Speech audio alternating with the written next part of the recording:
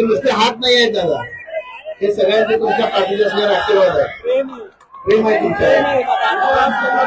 आणि हे मुद्दाम उचललेले हात नाहीत, तर मनापासून उभा केलेले हात आहेत.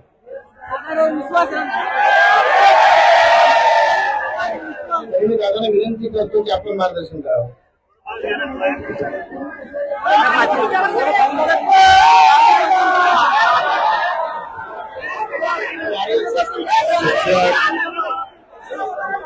शिक्षक समन्वय संघ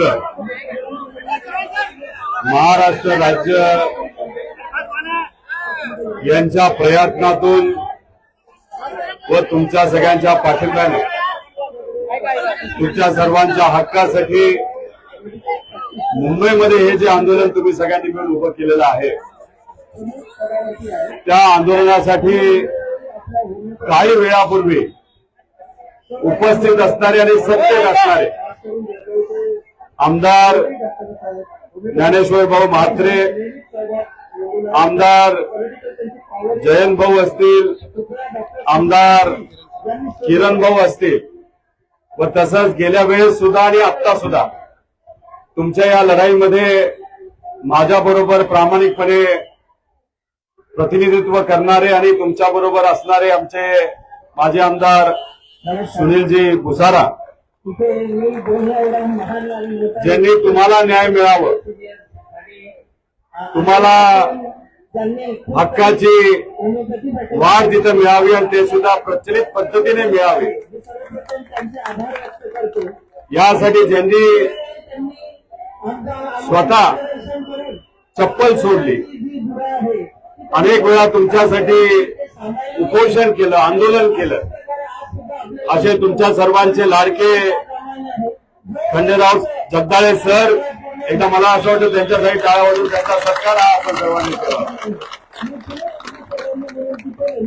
त्याच्याबरोबर इथे उपस्थित असणारे रहाटे सर असतील, डावरे सर असतील, चाटे सर असतील, मस्के सर असतील, नरेंद्रभाऊ काळे असतील, अमरसिंहजी खांडेकर असतील, तसंच वाघ सर असतील, चव्हाण सर, रंगारी सर, त्याच्याबरोबर इथं असणारे भूपेंद्रभाऊ पाटील असतील, अनिलजी परदेशी असतील, भाऊसाहेबजी खिचडे असतील व सर्वच या आपल्या शिक्षक समन्वय संघाचे पदाधिकारी व महाराष्ट्रातल्या कानाकोपऱ्यातून पुढची पिढी घडवण्यासाठी प्रामाणिकपणे काम करणारे सर्व शिक्षक, शिक्षिका व तसंच त्यांचे परिवारातले सर्व मान्यवर, पत्रकार बंधू आणि भगिनींनो, मुंबईमध्ये तुम्ही फिरण्यासाठी आलाय का कशासाठी आलाय? वातावरण भारी आहे, मला असं वाटलं मुंबईमध्ये फिरण्यासाठी आलाय. पण हे जे आंदोलन तुम्ही करत आहात ते कशासाठी करताय? कशासाठी? बरं, ही काय जी तुम्ही मागणी करत आहात, तुमच्या हक्काच्या पलीकडे जाऊन वेगळी काय मागणी तुम्ही करताय का? काय मागणी आपली? प्रचलित पद्धतीने टप्पा वाढ त्या ठिकाणी आम्हाला मिळाला पाहिजे आणि आमचे जे सर्व शिक्षक व शिक्षिका असतील ते लवकरात लवकर किती टक्क्यावर गेले बाहेर? ही तुमची मागणी रास्त आहे ना? मला तरी वाटते आम्ही विरोधात आहोत. आम्ही तुमच्यासाठी प्रामाणिकपणे तिथं लढत असतो, पण जेव्हा केव्हा तुमच्या आंदोलनामध्ये मी येतो तेव्हा ज्या पद्धतीने तुम्ही प्रतिसाद देता त्यानंतर असं कुठेतरी वाटतं मीच सत्तेत आहे.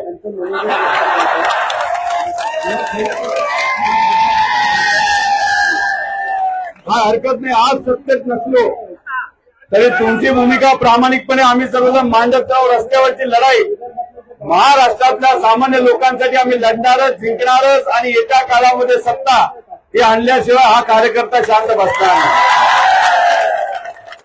पण प्रयत्न करूया आणि त्याला यशही आणूया. या वर्षी 20%, बरोबर, पुढच्या वर्षी 20%, त्याच्या पुढे 20%, म्हणजे आम्ही सत्तेत यायच्या आधीच कदाचित तुमच्यातले बहुतांश आपण हा लढा लढून 100% त्या ठिकाणी निवडून जाऊ.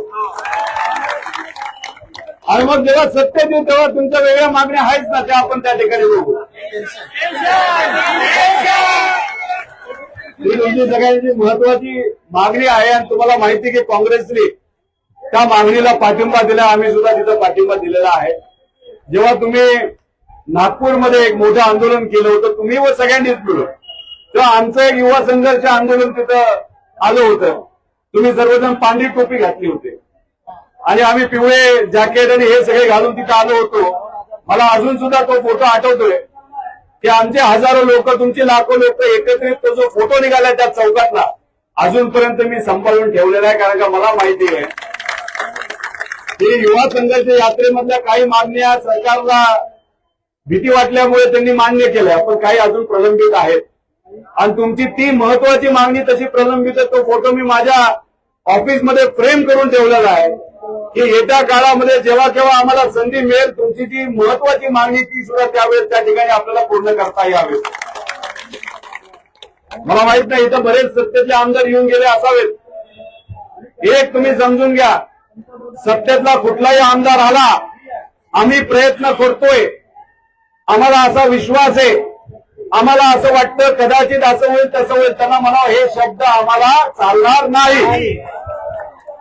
अधिवेशनात आम्ही बोलतो एक मात्र खरे, आता आम्ही ज्या पद्धतीने लढत आहोत ना, आम्हाला अधिवेशनामध्ये उत्तर देत असताना सरकारला दोनदा विचार करावा लागतो, योग्य असं उत्तर द्यावं लागतं आणि ते दिलेलं उत्तर त्यांना करावं लागतं. ही आमची विरोधकांची आजची ताकद आहे. आज सकाळी आदिवासी समाजातल्या काही लोकांवर अन्याय झाला तो मुद्दा मी मांडला, त्यासाठी काही दिवसांपूर्वी बुलढाण्याला मी गेलो होतो. आज मुख्यमंत्री साहेबांनी त्या प्रश्नाला उत्तर देत असताना आम्ही ही कारवाई करणार, अशा पद्धतीने या गोष्टी होणार, अशी मदत आम्ही त्या परिवाराला करणार, असं उत्तर आम्हाला तिथं मिळालं होतं. म्हणजे योग्य असं उत्तर आम्हाला योग्य व्यक्तीने तिथं दिलं होतं. आता इथे येऊन बरेच लोक बोलतील आम्ही शिक्षण मंत्र्यांना अधिवेशनामध्ये विषय मांडला आणि आम्हाला उत्तर दिलं की हो लवकरच आपण भेटू. असं होत नसतं. बैठक घेऊनच इथे यायला पाहिजे होतं. कारण त्यांना आधीपासून माहित होतं, हजारो शिक्षक शाळा बंद करून तिथे असणाऱ्या विद्यार्थ्यांची परवानगी घेऊन, त्याच्या पालकांची परवानगी घेऊन स्वतःच्या हक्कासाठी इथं मोठ्या संख्येने येणार आहेत, हे माहित होतं का नाही आधीपासून?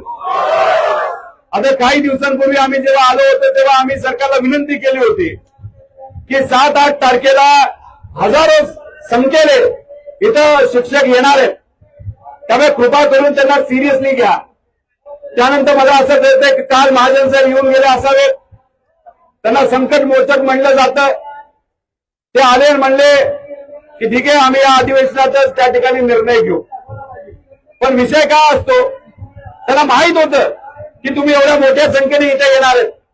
खरंच त्यांना विद्यार्थ्यांचा विचार त्यांनी केला असताना तर तुम्ही आंदोलन कधी सुरू केलं? 22 तारखेला. अधिवेशन कधी सुरू झालं? 22 तारखेला. हा निर्णय 22 ते 23 तारखेला तिथं व्हायला पाहिजे होता. पण काय हे बघतायत, खरंच लोक येत आहेत का, खरंच एवढ्या मोठ्या संख्येने हे आंदोलन होईल का, मग आपण बघू काय करायचं. गेल्या वेळेस असंच झालं, तुम्ही इथं 7 ते 8 का 10 दिवस इथं राहिला होता आणि मग मोठ्या संख्येने तुम्ही आलात, आम्ही आलो, पवार साहेब आले, उद्धव ठाकरे साहेब आले, काँग्रेसचे नेते आले. मग एक दबाव या सरकारवर त्या ठिकाणी आला आणि त्यांना निर्णय हा तुमच्या बाजूने घ्यावाच लागलो. ही ताकद आहे तुमच्या एकजुटीची आणि हीच एकजूट काय तुम्ही ठेवा. मला यातून काही राजकीय मायलेज घ्यायचं नाही. तुम्ही जेव्हा केव्हा अडचणीत असाल तेव्हा मला या कार्यकर्त्याला सांगा, मी प्रामाणिकपणे तुमच्या त्या लढ्यामध्ये येणार म्हणजे येणार, हा माझा तिथे शब्द आहे. तुमच्याशी आता बोलत असताना काल एनपीएससी विद्यार्थ्यांचा मुद्दा घेतला, काही दिवसापूर्वी शेतकऱ्यांचा मुद्दा घेतला. शेतकऱ्यांचं पहिलं आंदोलन झालं, आम्हाला फसवलं, आम्ही शांत नाही बसलो. दुसरं मोठं आंदोलन छत्रपती संभाजीनगरमध्ये केलं तेव्हा सरकारला आम्हाला बोलवावंच लागलं आणि चर्चा करावीच लागली. त्यामुळे मला खरं तर सत्तेतल्या सर्व आमदारांना सांगायचंय, मी मगाशी काही लोकांशी बोलत होतो, त्यांनी मला सांगितलं मुख्यमंत्री आज भेटलेच नाही. अरे तुम्ही सत्तेत असून तुम्हाला मुख्यमंत्री भेटले नाही आणि मी विरोधात असून आज सकाळी मी मुख्यमंत्री साहेबांना भेटलो. अधिवेशनात मी प्रश्न मांडल्यानंतर मुख्यमंत्री साहेबांनी मला उत्तर दिलं. मग सत्तेत तुम्ही काय भाज्या तळायला गेलाय का? हे बघा, आमदारांना काय घेणं देणं नाही. कोण कुठला आमदार कुठल्या पक्षात होता, आज सत्तेत गेला, किती रुपये त्यांना दिले हे मी इथं बोलणार नाही. पण एका आमदाराची किंमत 50 कोटी, एका खासदाराची किंमत 100 कोटी. आणि आमचे हे शिक्षक जे पुढची पिढी घडवतात, त्यांचा न्याय हक्काचा लढा, नाहीतर त्यांचा जे काय तिथं टप्पा अनुदान आहे ते त्यांच्या हक्काचे, ते मागण्यासाठी यांना हजारो किलोमीटर प्रवास करून इथं यावं लागतं, पावसात बसावं लागतं. आमच्या माता भगिनींना अनेक अडचणी असताना सुद्धा तिथं तुम्हाला माहिती इथं काय खोल्या आहेत का तुम्हाला राहायला? मग तुम्हाला जी अडचण होत असेल, महिलांचा विचार तुम्ही कधी केलाय का? तुम्हाला तिथं रेल्वे स्टेशनवर जावं लागतं, कसं तरी आंघोळ कुठेतरी टॉयलेटमध्ये करावी लागते. गेल्या वेळेस तर इथलं पाणी सुद्धा बंद केलं होतं. आणि मग अशा अडचणी असताना मला एवढंच सांगायचं सत्ताधारी आमदारांना, उद्यापर्यंत आम्ही कदाचित थांबू, म्हणजे मी तरी थांबेल. तो तुमचा सगळ्यांचा प्रश्न करा, हा लढा तुमचा आहे, आमचा नाही. आम्ही आपल्या सोबत आहोत बाबा. हे बघा, आज तुम्ही कोणाला भेटायचं भेटा. काही दिवसांपूर्वी मी एकनाथ शिंदे साहेबांना भेटलो, त्यांना पत्र दिलं. मला माहित नाही सत्ताधारी पक्षातून एकनाथ साहेबांसोबत बरोबर असणारे जे आमदार आहेत ते तुम्ही निवडून दिलेले आहेत, नाहीतर आता त्यांच्या पक्षात गेलेले ते एकनाथ शिंदे साहेबांना भेटतात. पण कशासाठी? एवढं आम्हाला काम द्या, एवढी बदली करून द्या, आमच्या मतदारसंघात नाही तर इथं थोडा रस्ता पाहिजे तेवढं करून द्या, या मागण्यांसाठी ते भेटले. पण तुमच्या मागण्यांसाठी त्यांना भेटायला काय होतंय? तुम्ही कोणाचे मतदार आहे? कोणाचे मतदार आहात? बरं, 7-8 महिन्यानंतर काय होणार आहे? काय होणार आहे? कोणाकडे यावं लागते त्यांना? कोणाची ताकद मोठी आहे? पण कुठलं इलेक्शन आहे? तुम्ही शिक्षक पण आहात आणि तुम्ही पदवीधर पण आहात, आणि तुमच्यात एवढी ताकद आहे. शिक्षकांना कधी कमी लेखून कधीच चालत नाही. तुम्ही इतके भारी संपर्कात असतात सगळ्यांना. शिक्षक मतदारसंघात तर तुम्ही गोंधळ घालालच, पण तुम्ही पदवीधर मध्ये सुद्धा गोंधळ घालण्याची ताकद तुमच्यामध्ये आहे. त्यामुळे तुमच्या वतीने सरकारला मी आव्हान करतो की कृपा करून आज संध्याकाळपर्यंत तुम्ही सकारात्मक दृष्टिकोनातून यांच्या ज्या कुठल्या मागण्या आहेत डायरेक्ट पत्र आजच्या आज देऊन आम्ही या मागण्या मान्य करतो, अधिवेशन संपण्याच्या आधी आम्ही लागू करतो, असं तुम्ही जाहीर करा. आम्हाला यात राजकारण करायचं नाही. पण आज संध्याकाळी नाही झालं मग काय करायचं सांगा?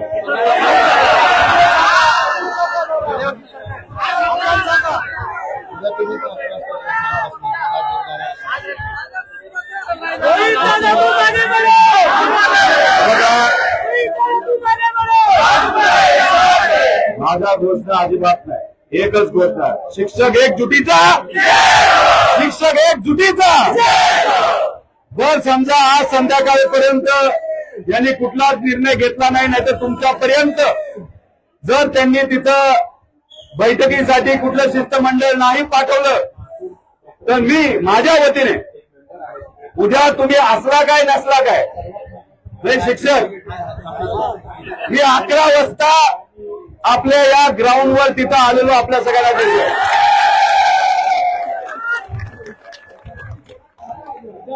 आल्या पोलिसांकडनं मला संदेश आला, कृपा करून गेल्या वेळेस सारखं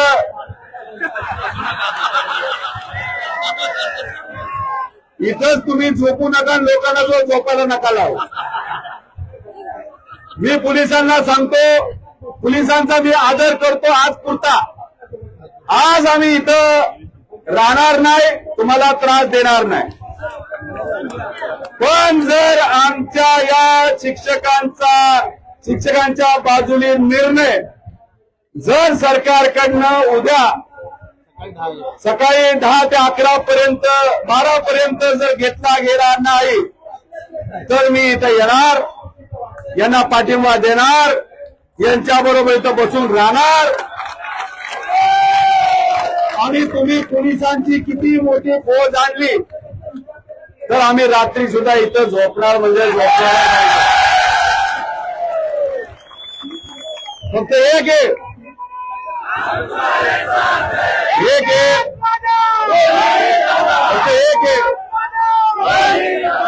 एक कृपा करून विनंती करतो, आपण खूप आक्रमक होऊन सरकारच्या प्रॉपर्टीची कुठेही त्या ठिकाणी नुकसान होईल याची दक्षता आपण सर्वांनी घ्यावी, कुठेही नुकसान होऊ नये याची दक्षता आपल्या सर्वांना घ्यायची आहे.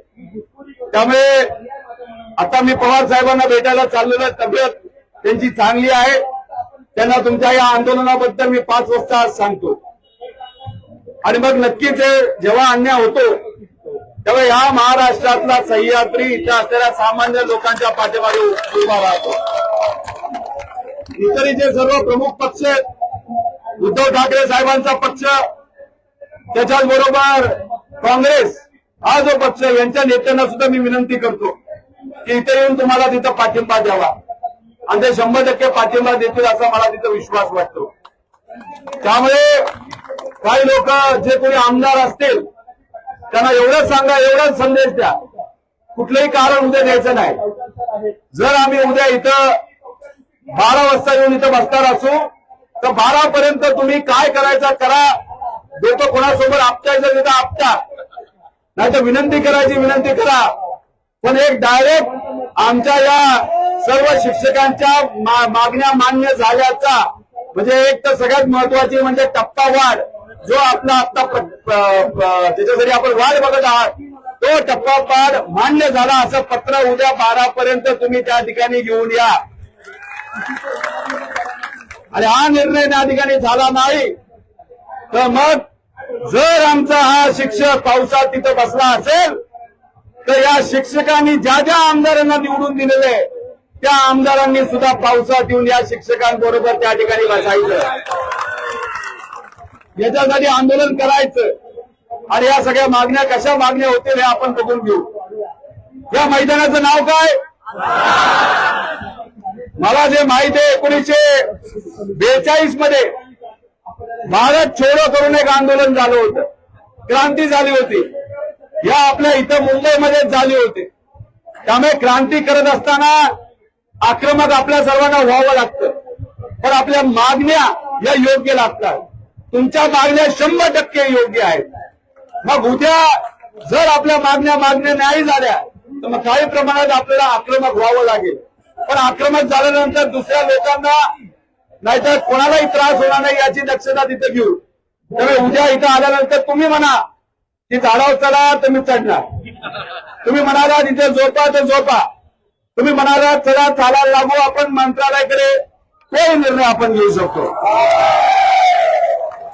पोलीस प्रशासनाला मला सांगायचंय, बरेच लोक आहेत आमचं जरा जास्त प्रेम आणि लक्ष आहे. पोलीस चांगले, एकदा पोलिसांसाठी टाळा वाजून त्यांचा सत्कार करा. बऱ्याच आंदोलनामध्ये आम्ही पोलीस आणि आम्ही आमने सामने आलेलो आहे. 353 माझ्यावर सुद्धा झालेला आहे. आणि पवार परिवारातला एकूणता एक आहे ज्याच्यावर 353 तिथे झालेला आहे. जेलमध्ये टाकायचं राहिले ते बघून 2027 पर्यंत काही ना काहीतरी ते करतील. कारण मी तुमच्या बाजूने लढणार आहे. आपल्या शिवशाहू फुले आंबेडकरांच्या विचारांना लढणारा माणूस आहे, कार्यकर्ता आहे.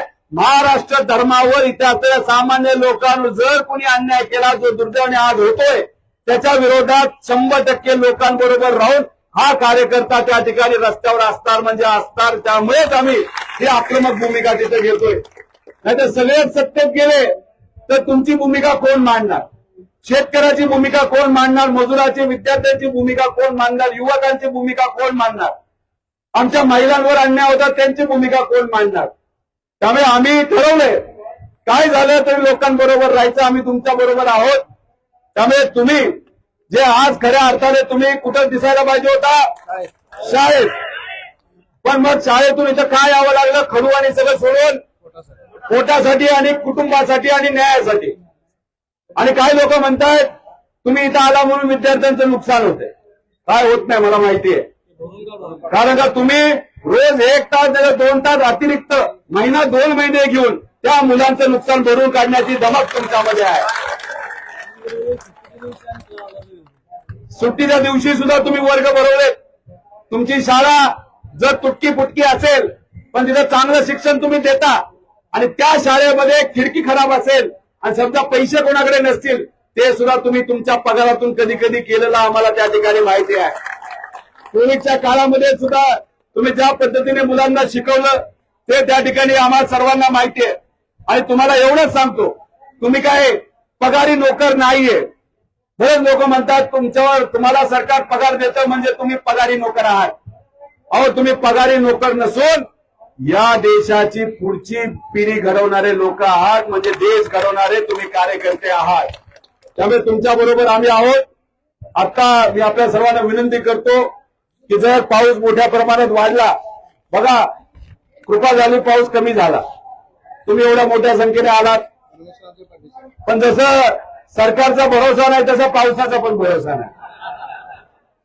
पाऊस वाढला तर तुम्ही तुमची काळजी त्या ठिकाणी घ्या. कुणी त्या ठिकाणी आपला स्वतःला आणि इतरांना त्रास होणार नाही अशी दक्षता तिथे घ्या.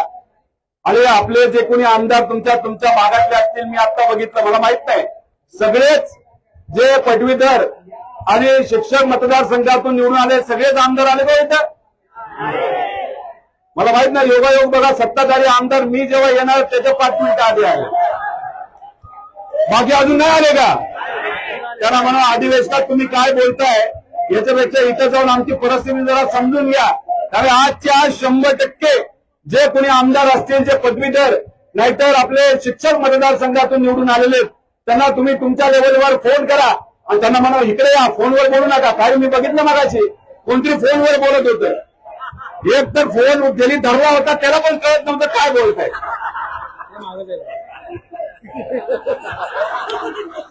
त्यामुळे सगळ्यांना म्हणावं इथं या, आमच्याशी बोला, आमच्याशी चर्चा करा.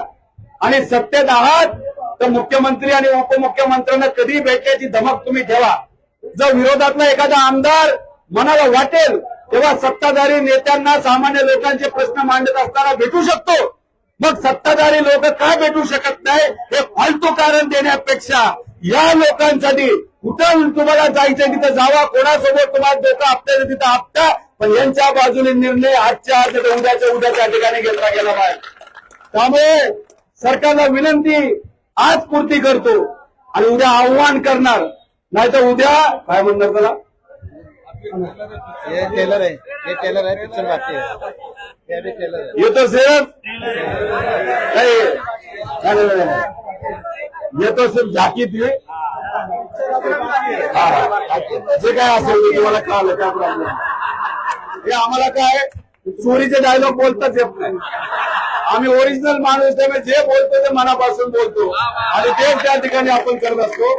त्यामुळे आता पवार साहेबांना काही विद्यार्थ्यांचे विषय, एमपीएससी विद्यार्थ्यांचे विषय याच्यासाठी एक बैठक आहे. पवार साहेबांना भेटायला चाललोय आणि तुमचा सुद्धा मुद्दा आम्ही पवार साहेबांना त्या ठिकाणी घेईल.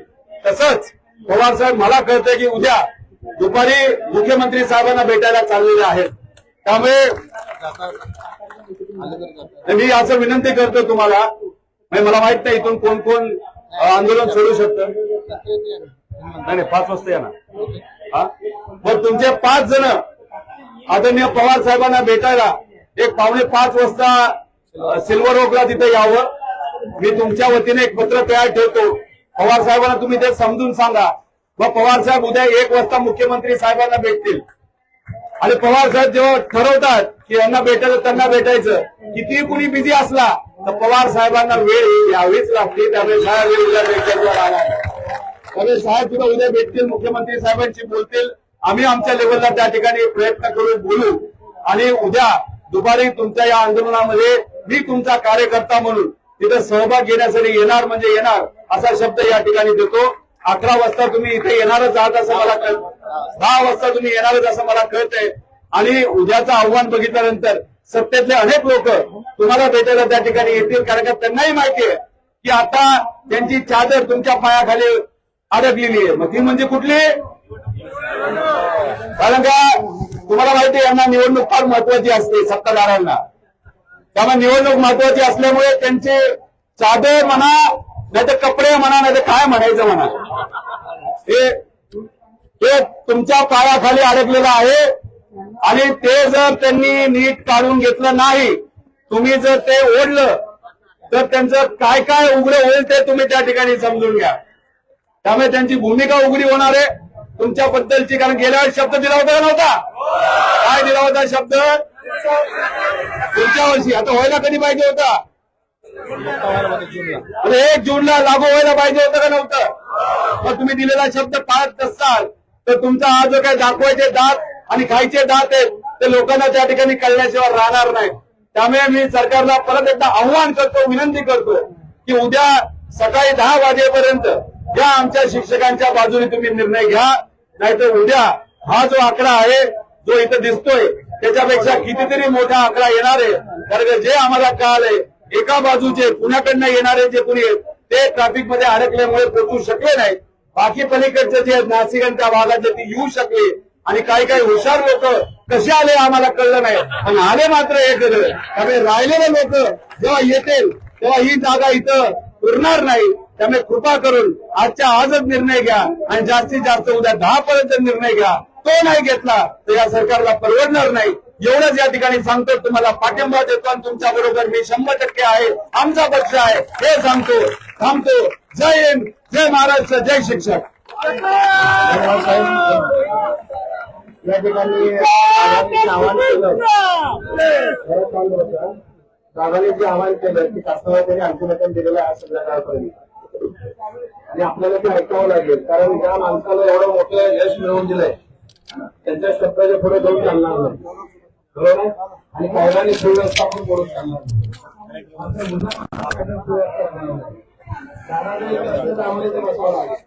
तुम्ही निरोप द्या.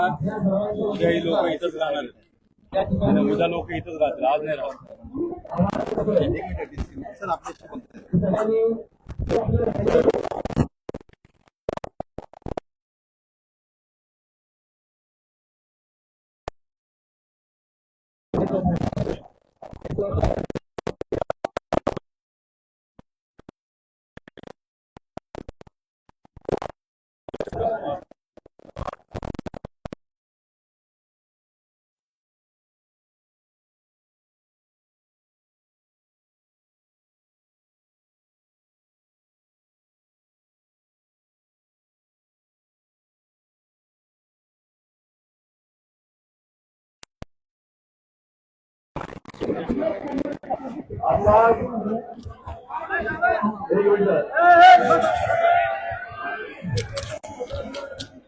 वरिष्ठ पोलीस अधिकाऱ्यांशी बोलणं झालं.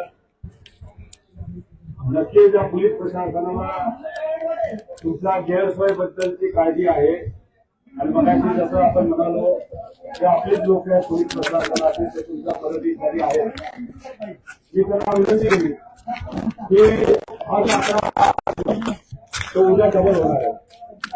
आणि ज्या आकडे शिक्षकांनी ठरवलं की आज आपण सरकारला वेळ देऊया. आज युगात सरकारला आपण आणि प्रशासनाला आपण त्रास देऊ नये म्हणून आपण 6 वाजता आपल्याला ही जागा सोडवायची सोडू. त्यांना सांगितलं बोलवं की आज हे सर्व शिक्षक ऐकतील, पण उद्या ऐकतील हे मला वाटत नाही. उद्या तेव्हाच ऐकतील जेव्हा यांच्या बाजूने निर्णय त्या ठिकाणी घेतला जाईल. त्यामुळे तुम्ही विनंती केली की तुम्ही निरोप द्या. आम्ही तर बोलून सत्ताधारी आमदार ज्यांना तुमच्याकडे आमदार सुद्धा निरोप देतील. आणि मला काही प्रमाणात असं वाटतंय की त्यांना उद्याच्या उद्याच निर्णय त्यांना घ्यावा लागेल. आणि तो नाही घेतला तर त्यांनाही कळणार आहे हे खूप महाग पडू शकतं. त्यामुळे उद्या कृपा करून विनंती आपल्या सर्वांना करतो. जो सुद्धा माणूस तुमचा आजचा जिथं कुठं अडकला असेल तर विनंती करा की ही जी संख्या आज दिसते याच्यापेक्षा दुप्पट संख्या ही उद्या कशी होईल यासाठी तुम्ही सुद्धा त्या ठिकाणी प्रयत्न करावा. एवढंच सांगतो. धन्यवाद.